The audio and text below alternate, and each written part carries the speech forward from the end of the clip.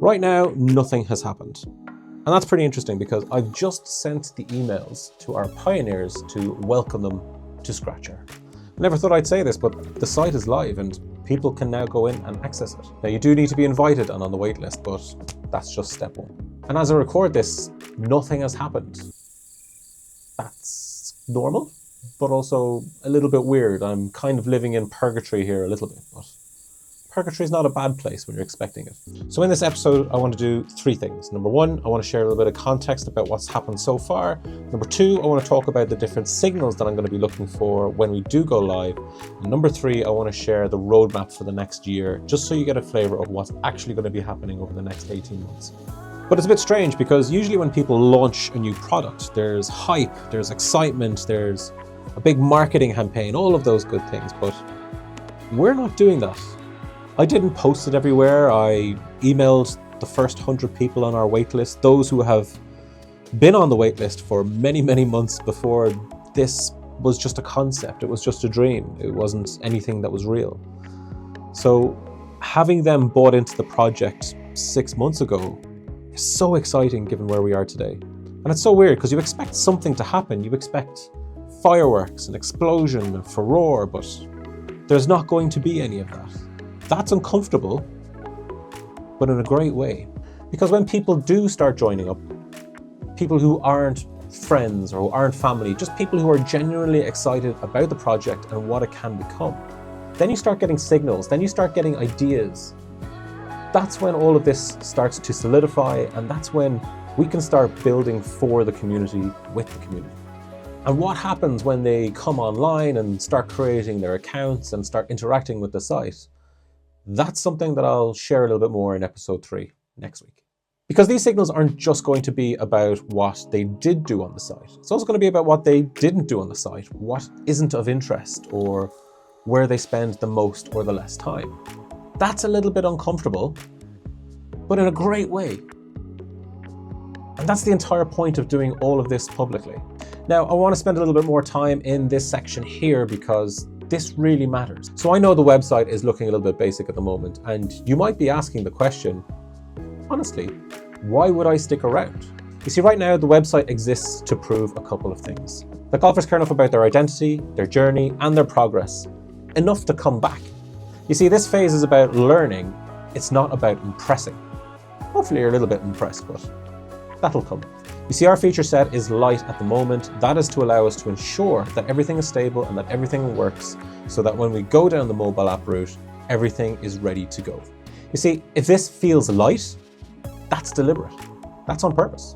You see, between now and the mobile app, everything is going to get refined. What's confusing gets simplified.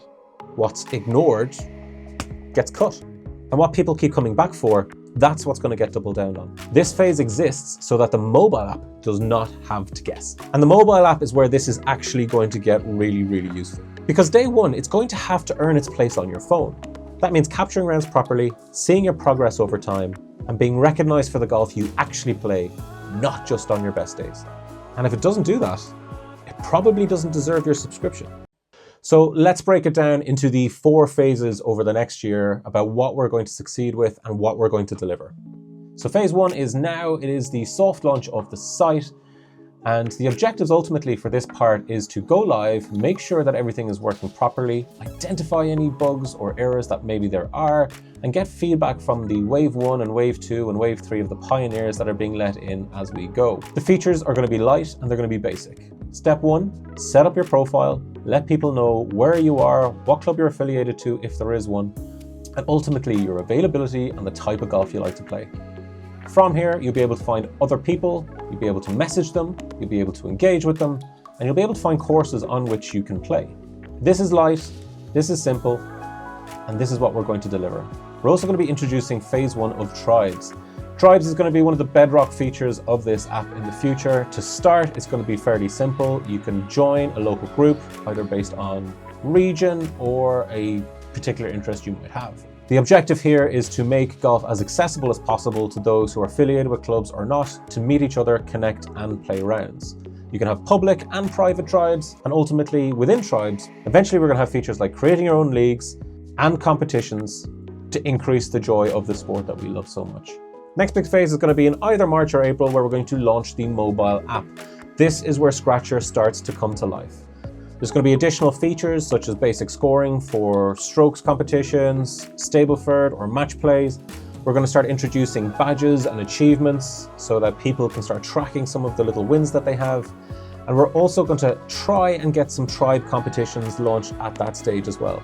This means that you and your groups can start using the app for the next golfing season from early spring. Our next big milestone is going to be in about August of 2026. While we will be doing regular releases across the app, hopefully on a bi-weekly basis, the objective by August is to really expand the community out. That means investment from our side so we can get more users.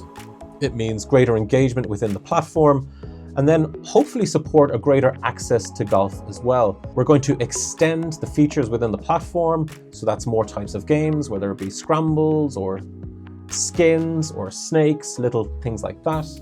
We hope to introduce GPS maps so that when you're using the app on course, you'll be able to see your distances from the flag. We're also looking to introduce social posting, so for any of those crazy shots that you hit or any wild things that happen on the course, you're going to be able to share it with your friends. And maybe, depending on the volume that we have, we're also hoping to start live events. And then in 2027, as Skratchr gets greater traction among the population, we plan to expand. We don't know whether that's going to be into Europe or the US, but we want more people on this platform. The more people on this platform, the more engagement, the bigger the community we are globally. And into 2027, again, additional feature sets that we're going to bring out. Shot stats. We'd love to get integrated with the WHS handicap system. That may or may not be possible, but we will be doing everything in our power to try and do so. And finally, we're going to be trying to expand our learning resources. So for our golfers, old and new, we want to create a hub where they feel golf is more accessible, where they get tips, they get tricks, they get a little bit of insight into what they shouldn't be doing from an etiquette perspective, and ultimately break down all the barriers of entry that there are to golf. Along the way, we're hoping to gain some partnerships, and anything that we get from that will also be directed back into the community. And this is where Skratchr will continue to expand. So what part of that roadmap excites you the most? Please let me know in the comments, and let me know what we should be doubling down on over the next 18 months. Remember, Skratchr is an app built by the community for the community. So the best thing that you can possibly do is let me know what is working, let me know what is not working, and let me know what you want to see in Skratchr in the future, because if I don't know about it, I can't build it. So let me know. In the next 3 months, Skratchr should feel like a habit. In 6 months, it should feel hard to replace. And in a year, it should feel like this is where your golf history lives. That's the direction. It's not a promise list, but it is a commitment. You see, one thing I've learned already is that this only works if you see what I'm thinking behind it. Not just the big episodes, but also the daily thoughts that shape this entire process along the way. That's why I post shorts daily. They're quick, they're honest, and they're all about golf, why we think about it, and why it matters. I put the playlist right here, and if this episode has resonated with you in any way, that's a great place to continue. But more importantly, if you want to shape where Skratchr goes into the future, there's a waitlist in the comments below. Sign up and be part of one of the next waves that get access to the platform. No pressure, but this is where the next wave starts. Either way, thank you for being here early.